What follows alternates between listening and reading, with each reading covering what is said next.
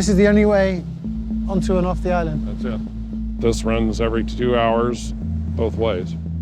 This island is where Washington State sends its worst and most dangerous sex offenders.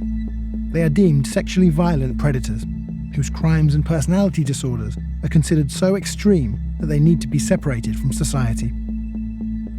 Bill Van Hook has been in charge here for almost 2 years. So this is our central control room. This is where all the security operations are centralized and monitored. And do people try and escape? Very rarely. We haven't had anybody attempt it in years. It doesn't generally happen. While this certainly looks like a prison, legally it's a treatment centre. But all 236 residents were sent here against their will, despite having already served their prison sentences elsewhere. And when they arrive, none of them have a release date. We are the first civil confinement facility for sexually violent predators in the United States. It was established in 1991. People who have served their prison sentence are evaluated at the end of their sentence, and if they're evaluated to present a high risk of reoffending, they're referred to prosecution to have them committed for treatment at our facility. Forced confinement facilities like this are legal for people with mental abnormalities who are considered high risk, and only if treatment is offered and if there is a chance of release. 19 other states have similar programs, and in 1997, the Supreme Court ruled that they were legal. There's nobody here who walked in here and said, please pick me for civil commitment. And the way that they're now seeing the way to leave is, I've got to get involved in treatment, and that's how I'm going to get out. That's the only way they're going to get out. Well, they could go out by dying, which is not the preferred way, obviously. They can go out if they become so old and disabled that they no longer meet the criteria. Justin, who asked that we only use his first name, began molesting children when he was a child himself. He was convicted at age 13 of first-degree child rape for molesting his half-sister for over a year. He spent 5 years in prison and 10 more years here on McNeil Island. We're going to go to my room now, and I'm going to put my briefcase away, so. And the briefcase and the suit, is that for us or is that for your attorney?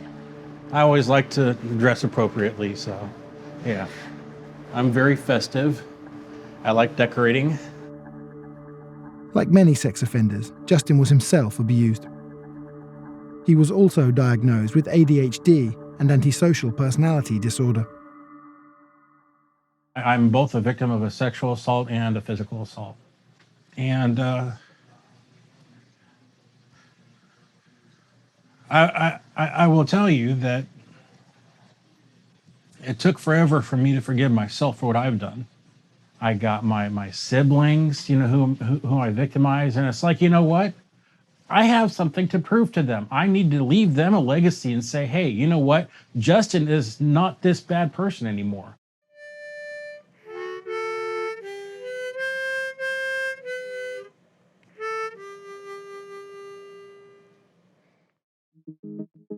So the predominant modality of treatment here is group therapy, but we also offer something called case management, which is up to an hour of individual therapy a month for each resident. Elena Lopez is in charge of the treatment program, which aims to manage residents' compulsions to the point where they are no longer likely to reoffend.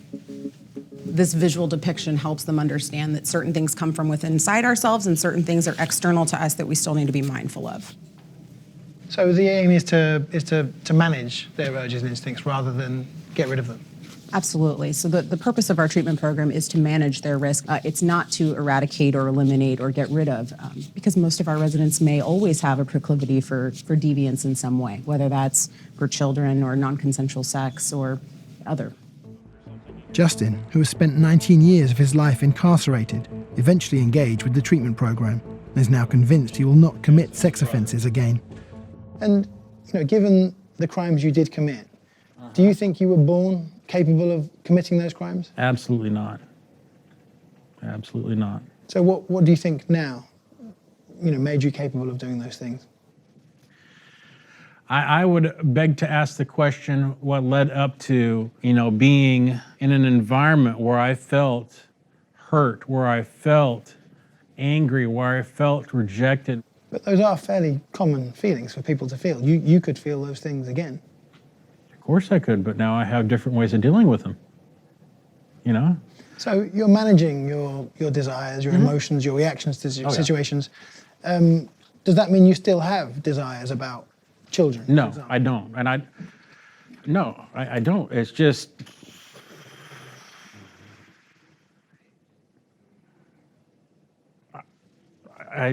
it's a weird thing. I mean, I don't have any urges towards children. I don't have any struggles about urges towards children. And I mean, I'm baffled, because it's like, I just stopped thinking about it. Whatever it was that worked, Justin has now convinced the state that he should be released. He's scheduled to get out later this year, with major restrictions and monitoring. Rachel Ford has represented Justin for 5 years. What benefit does McNeil Island actually offer? No benefit at all. I mean, if the treatment is better on the outside, the opportunities to reintegrate into society are better on the outside, so there's no purpose. If our society gets together and says, we want life sentences for all sex offenders, then we should just be honest about that and say that and change our laws. Good treatment has been proven to reduce reoffending rates, but 30 states deal with sex offenders without places like McNeil Island. There are no studies that show civil commitment is much more effective than community treatment.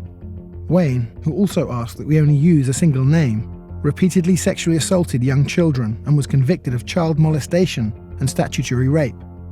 But after 13 years on the island, he's now been released unconditionally and is studying to be a social worker. Are you still a paedophile today? I don't see myself as a pedophile today. You were convicted for multiple offences against children. Yes. Are you saying that at the time you had no idea what you were doing was wrong? I always knew it was wrong, okay? But my desire for wanting a form of intimacy and love, even though I learned later that's not what it was. But growing up in the abused background, I had a lot of conflict of messages, which are lies we tell ourselves to justify our actions or our behaviors. And I thought it was the truth, that what I was doing was out of love. You're definitely no longer a risk. I feel that there's always potential for a risk based on what a person's done in their past, okay? But it's what we do to eliminate those risks. I don't come down here normally and hang out at a park when I know there's kids around down here. This is a park that kids frequent during the summer because I don't even want the appearance. The reality is people can change. Even if serial child molesters can change, it will take a lot to convince the public that they are anything but monsters. Do you think this will exist in, say, 5 years' time? It'll be here for longer than that. And do you think there'll ever be the political will to close it? I don't know. It would be a tough sell.